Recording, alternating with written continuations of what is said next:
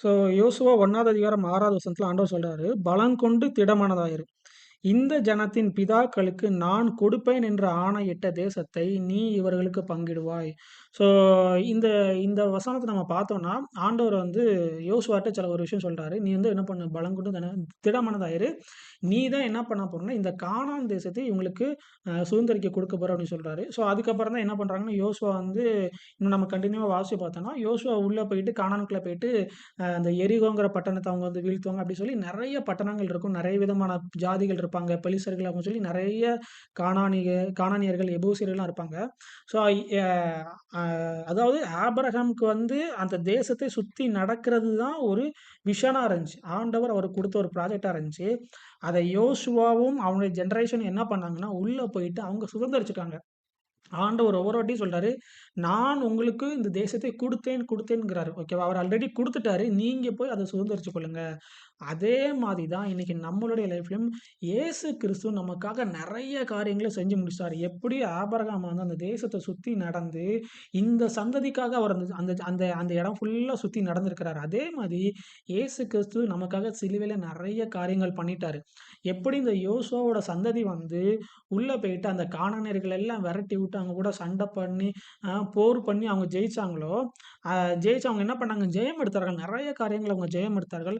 அதே மாதிரி தான் நமக்கும் என்ன பண்ணப்பட்டிருக்கு. நம்மளும் இன்னைக்கு கிறிஸ்துவோட சந்ததியா இருக்கனால, இயேசுவோட சந்ததியா இருக்கனால, நம்மளும் இன்னைக்கு நெறைய காரியங்கள ஆவிக்குரிய போராட்டத்துல நம்ம போராடி தான் இங்க நெறைய என்ன பண்ண வேண்டியிருக்கு, ஜெயம் எடுக்க வேண்டியிருக்குது. ஆனா, அதுக்கான எல்லா கிருபையும் இயேசு கிறிஸ்து என்ன பண்ணிட்டாரு? சிலுவையில செஞ்சு முடிச்சாரு. எப்படி ஆபிரகாம் இங்க நெறைய வேலைகள அவர் செஞ்சு வச்சிருந்தாரோ, அதே மாதிரி இயேசு கிறிஸ்துவும் நெறைய காரியங்கள நமக்காக சிலுவையில செஞ்சு முடிச்சுட்டாரு.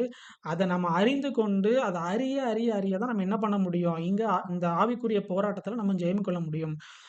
நம்ம ஸ்டார்ட்டிங்ல என்ன வாசிச்சோம்னா, எபேசியர் 6வது அதிகாரம் 12வது வசனத்துல, "மாம்சத்தோடும் இரத்தத்தோடும் அல்ல, துரைத்தனங்களோடும், அதிகாரங்களோடும், இப்பிரபஞ்சத்தின் அந்தகார லோகாதிபதிகளோடும், வான மண்டலங்களில் உள்ள பொல்லாத ஆவிகளின் சேனைகளோடும் நமக்கு போராட்டம் உண்டு."